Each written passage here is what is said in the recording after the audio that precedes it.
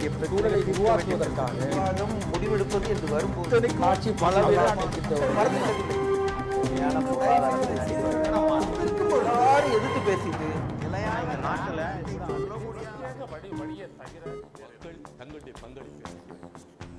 வணக்கம். நேர்பட பேச நிகழ்ச்சிக்கு உங்களை வரவேற்பதில் பெரும் மகிழ்ச்சி அடைகிறேன். இன்றைய நிகழ்ச்சியில் கலந்து கொள்வதற்காக பாரதிய ஜனதா கட்சியின் KT ராகவன் அவர்களும், கிழக்கு பதிப்பகத்தின் பத்ரி சேஷாத்ரி அவர்களும், காங்கிரஸ் கட்சியின் மனோகர் பாட்ஷா அவர்களும், மார்க்சிஸ்ட் கம்யூனிஸ்ட் கட்சியின் S கண்ணன் அவர்களும் நமது அரங்கத்திற்கு வந்திருக்கிறார்கள். கேள்விகளோடு நேயர்களும் காத்திருக்கிறார்கள். தேசியம்ங்கிற போர்வையில மதவாதத்தை பாதுகாக்குது பாரதிய ஜனதா கட்சி, மதச்சார்பின்மைங்கிற போர்வையில ஊழலை பாதுகாக்கிறது காங்கிரஸ் கட்சி. ஆனா இந்தியர்கள் ஊழல்ங்கிற தேசியத்துல தான் வாழ்ந்துட்டு இருக்கிறாங்க அப்படின்னு பாலிவுட் நடிகர் ரன்வீர் ஷோரே சொல்லியிருக்காரு. அவர் யாரு, என்ன அரசியல் வச்சிருக்காருங்கிறது முக்கியமான விஷயம் இல்லை. எப்பொருள் யார் யார் வாய் கேட்பினும் அப்பொருள் மெய்ப்பொருள் காண்பது அறிவு அப்படிங்கறதன்படி அவர் சொன்ன கருத்து மட்டும் சரியா இல்லையாங்கிறத பத்தி நம்ம பேசலாம். அவரோட அந்த கருத்தை நீங்க முழுவதுமாக ஆதரிக்கிறீங்களா, இல்ல அதுல 3 ஸ்டேட்மெண்ட் இருக்கு, அதுல ஒரு ஸ்டேட்மெண்ட் 2 ஸ்டேட்மெண்ட்னு ஆதரிக்கிறீங்களா? சுருக்கமா சொன்னீங்கன்னா தொடர்ந்து நம்ம விவாதிக்கலாம். அதாவது அவருடைய கருத்துல ஊழல் என்பது இன்றைக்கு நாடு தழுவிய முறையில இருக்கு. அதுக்கு அடிப்படை காரணம் நாட்டுல பின்பற்றக்கூடிய பொருளாதார கொள்கை அப்படிங்கறத பார்க்க வேண்டியிருக்கு. அதாவது ஒரு விஷயத்தை உள்ளுக்குள்ள உண்டான விஷயங்களை பத்தி நம்ம விரிவாக பின்னால பேசலாம். நீங்க அந்த 3 ஸ்டேட்மெண்ட்டையும், தேசியம்ங்கிற போர்வையில மதவாதத்தையும், ஊழல் மதச்சார்பின்மைங்கிற போர்வையில ஊழலையும் பாஜகவும் காங்கிரஸும் பாதுகாக்குது அப்படிங்கறதும், இந்தியர்கள் ஊழல்ங்கிற தேசியத்துல சிக்கிட்டு இருக்கிறாங்கிறதையும் நீங்க முழுமையாக ஏற்றுக்கொள்கிறீர்களா? அவருடைய ஸ்டேட்மெண்ட் 3மே ஏற்றுக்கொள்ளக்கூடியதாக தான் நான் பாக்குறேன். சார் மனோகர் பாட்ஷா, அதாவது அவருடைய ஸ்டேட்மெண்ட்டை பொறுத்த வரைக்கும் இந்திய மக்கள் ஊழல் என்கின்ற தேசியத்தில் சிக்கியிருக்கிறார்கள் என்பது மறுக்க முடியாத உண்மை. அது எந்த கட்சியினுடைய ஆட்சியாக இருந்தாலும் ஊழல் என்பது புரையோடி போயிருக்கிறது. அது அடியோடு ஒழிக்கப்பட வேண்டும் என்பதிலே நான் உறுதியான நம்பிக்கை உள்ளவனாக இருக்கிறேன். பத்ரி, இதில் மக்களை உண்மையிலேயே குறை சொல்ல முடியுமா அப்படின்னு எனக்கு சந்தேகமாக இருக்கு.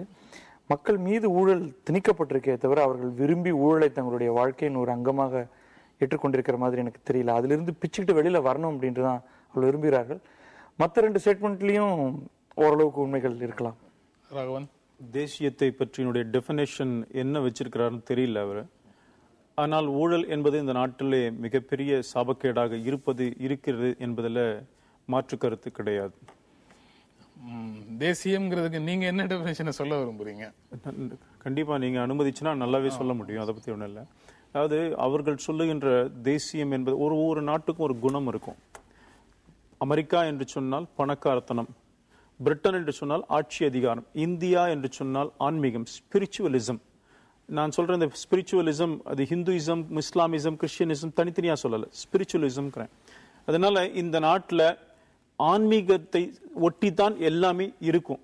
அதை புரிந்து கொண்டு ஆன்மீகத்தை தனியா விட்டுட்டு, அரசியலை தனியா விட்டுட்டு, மீதி எல்லாம் தனியா விட்டுட்டு அது நடக்காது. இப்ப ராகவன் சொல்ற அந்த ஆன்மீகம் அப்படிங்கிறதுக்கு பின்னால பாரதிய ஜனதா கட்சி சொல்ற கலாச்சார தேசியம் அப்படிங்கிறது இருக்கு அப்படின்னு பார்க்கலாமா? கண்டிப்பா நாங்க சொல்ற கலாச்சார தேசியம் தான் பாரத நாட்டினுடைய ஒரு குணம்.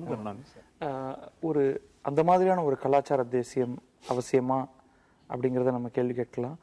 ஏதோ ஒரு இடத்துல தேசியம்ங்கிறப்ப ஒரு ஷேர்டு கோல், ஷேர்டு ஹிஸ்டரி, ஏதோ ஒன்றை நோக்கி நாம் அனைவரும் ஒன்றாக போக வேண்டும்ங்கிற அந்த ஒரு கனவு, அது அவசியம். ஆனால் அது எவ்வளவு ஆண்டு காலத்துக்கு பின்னால நம்ம அதை எடுத்துட்டு போனோம், அது எவ்வளவு இன்க்ளூசிவாக இருக்கு, எல்லாரையும் அரவணைத்து செல்லக்கூடியதாக இருக்கிறதா, இல்லது ஒரு ஹார்ட் பவுண்டரி ஒன்று போட்டு இதுக்கு வெளியே இதுக்கு உள்ளே இருக்கு, அதுதான் தேசியம், நம்முடைய தேசியம், நமக்கானது என்று சொல்லணுமா அப்படிங்கறதுல நிச்சயமாக கேள்விகள் இருக்கின்றன. நீங்க எப்படி பாக்குறீங்க? ஜவஹர்லால் நேரு 61லயே ஒரு மாதிரி சொல்லியிருக்காரு, பெரும்பான்மை மதத்தினருடைய தேசியம்ங்கிறது, பெரும்பான்மை மதத்தினருடைய மதவாதம்ங்கிறது ஒரு நாட்டின் தேசியமாக முன்னிறுத்தப்படுவதற்கும் ஏற்றுக்கொள்ளப்படுவதற்குமான வாய்ப்பு இருக்கு அப்படின்னு சொல்றாரு. அவர் சொல்லியிருக்கலாம், அவர் சொன்னார் என்பதற்காக எல்லாத்தையும் ஏற்றுக்கொள்ளணும் அப்படின்னு அவசியம் இல்லை. ஏன்னு சொன்னா இப்ப தேசியம் அப்படிங்கிறது ஆன்மீகம்னு மிஸ்டர் ராகவன் சொன்னாங்க. அது அப்படி இருக்க முடியாதுன்னு நான் நினைக்கிறேன். ஏன்னா தேசியம் என்கிற அந்த எல்லை, அந்த சிந்தனை அதெல்லாம் எப்போ வந்தது அப்படின்னா பிரிட்டிஷ் காலனி ஆதிக்கத்துக்கு எதிரான ஒரு உணர்வாக தான் வந்தது. அந்த பிரிட்டிஷ் காலனி ஆதிக்கத்துக்கு எதிரான உணர்வு அப்படின்னு சொல்லும்போது அது பலதரப்பட்ட மக்களினுடைய பன்முகத்தன்மை, கல்ச்சுரல் புளூரலிசம் என்று சொல்லக்கூடிய அந்த தன்மையிலிருந்து தான் அது வந்தது. எனவே அவர் கூட சொன்னாரு, ஆன்மீகம் என்பது இஸ்லாமியமாக இருக்கலாம் அல்லது வேறு மதமாக இருக்கலாம், இந்துத்துவம் என்று மட்டும் நான் சொல்லல, எல்லாமாக இருக்கலாம் என்று சொன்னார். உண்மையில் அது மட்டுமல்ல, மதம் என்கிற அந்த ஆன்மீகம் என்பது மட்டுமல்ல, அது தவிர்த்து இதர பல்வேறு விதமான விஷயங்களை உள்ளடக்கி வந்ததுதான் அந்த தேசிய உணர்வு. அந்த உணர்விலிருந்து பார்த்தால் இந்தியா ஒரு காலனி ஆதிக்கத்துக்கு எதிரான விடுதலை பெறுவதற்கான ஒரு உணர்வாக தான் இந்திய தேசியம் வரையறுக்கப்பட வேண்டும். அப்படிதான் வரையறுக்கப்பட்டிருக்கு. அதுதான் வரலாறாக இந்தியாக்குள்ள இருக்குது அப்படின்னு தான் பார்க்கணும். நீங்க 80களில் இதே மாதிரியாக பெரும்பான்மை மதவாதத்தையே காங்கிரஸ் கையில் எடுத்து ஜம்மு காஷ்மீர்ல முஸ்லிம்களுக்கு எதிராகவும் பஞ்சாப்ல சீக்கியர்களுக்கு எதிராகவும் ஒரு மதவாதத்தை கையில் எடுத்துட்டு தேசியத்தை கட்டியமைக்க இந்திரா காந்தி முயற்சி செய்தார் அப்படின்னு ஒரு குற்றச்சாட்டு இருக்கு. அதே விஷயத்தை தான் இப்ப பாரதிய ஜனதா கட்சி செய்யுது அப்படின்னு சொல்றாங்க. நீங்க எப்படி பாக்குறீங்க? அது மாதிரி 1980களில் பொற்கோயிலை புனிதமான இடம், அதை தீவிரவாதிகள் தங்களுடைய பாதுகாப்பு இடமாக மாற்றிய போது சீக்கிய தீவிரவாதத்தை எதிர்த்து போராட வேண்டிய நிலைமைக்கு அன்னை இந்திரா காந்தி தள்ளப்பட்டார். எங்களை பொறுத்தவரை தேசியம் என்பது இந்திய அரசியலமைப்பு சட்டப்படி இந்தியா ஒரு மதசார்பற்ற நாடு, மதசார்பற்ற ஜனநாயக சோசியலிச நாடு.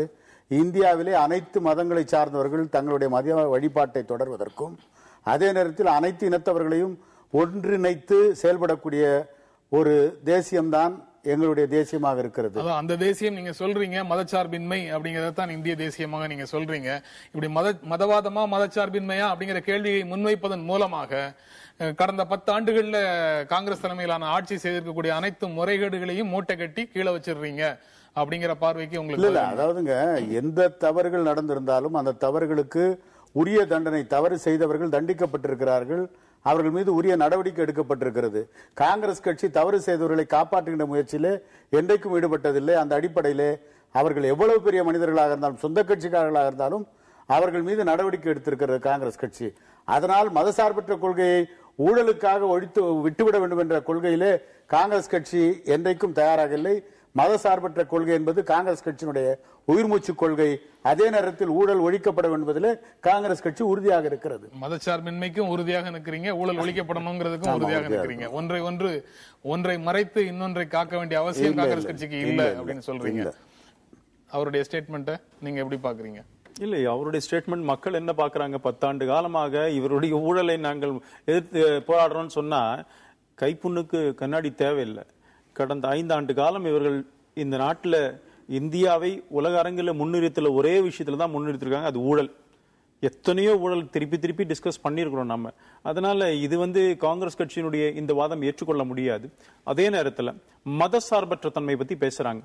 காங்கிரஸ் சொல்லி இந்த நாடு அல்லது அரசியலமைப்பு சட்டத்தினுடைய 44வது இந்த அமெண்ட்மெண்ட்ல வந்த அந்த செக்யூலரிசம் என்ற வார்த்தை கோர்க்கப்பட்டதே அரசியலமைப்பு சட்டத்தில். அதனால் இந்த நாடு மதசார்பற்ற நாடாக இல்லை, இந்த நாடு ஆல்ரெடி மதசார்பற்ற நாடாகத்தான் இருந்திருக்கிறது.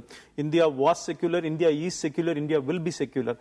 நீங்க ஒண்ணு புரிஞ்சுக்கோங்க, என்ன காரணத்தினால இந்த நாட்டுடைய பண்பு சார், குணம். அப்படி பாருங்க, இந்தியாவுடைய பண்புன்னா இந்த நாட்டு மக்களுடைய பண்பு, மக்களுடைய இந்த நாட்டு மக்களுடைய பண்புன்னா 100% மக்களுடைய பண்பு, 80% மக்கள் இல்ல. அதுக்குதான் நான் ஒரு உதாரணம் சொல்றேன்.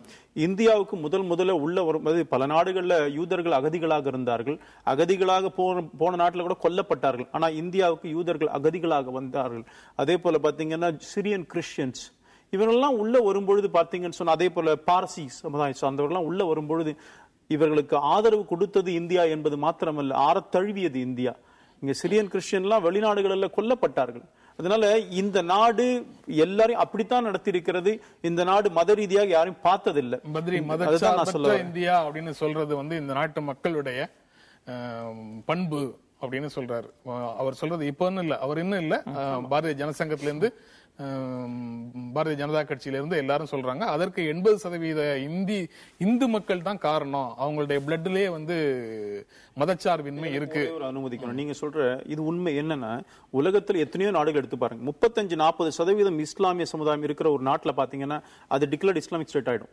நீங்க நம்மோடு இருந்து வெளில போன பாகிஸ்தான் இஸ்லாமிக் ஸ்டேட், நம்ம சுதந்திரம் வாங்கி கொடுத்த பங்களாதேஷ் இஸ்லாமிக் ஸ்டேட். ஆனா இந்தியா 85% இந்துக்கள் இருக்கிற ஒரே காரணத்தினால தான் இந்தியா மதசார்பற்ற நாடாக இருக்கிறது. இது வேற ஏதாவது மாறிடுச்சுன்னா இன்றைக்கு இதுவும் ஒரு தியோக்ரட்டிக் ஸ்டேட்டா மாறிட்டு இருக்கு. தொடர்ந்து பாரதிய ஜனதா கட்சி சொல்லிக்கிட்டே இருக்கு. அந்த மாதிரி மத அடிப்படையிலான சில நம்பிக்கைகள் தான் இப்படி இந்த கலாச்சார தேசியத்தை காப்பாத்துது அப்படின்னு சொல்றதை நீங்க எப்படி பாக்குறீங்க? நீங்க அதை கேள்விக்கு உள்ளாக்கலாம், விவாதிக்கலாம்னு சொன்னீங்க. நிச்சயமா. இப்ப சூழலை உருவாக்குவதற்காக முடிவெடுப்பது என்று வரும்போது ஆட்சி பல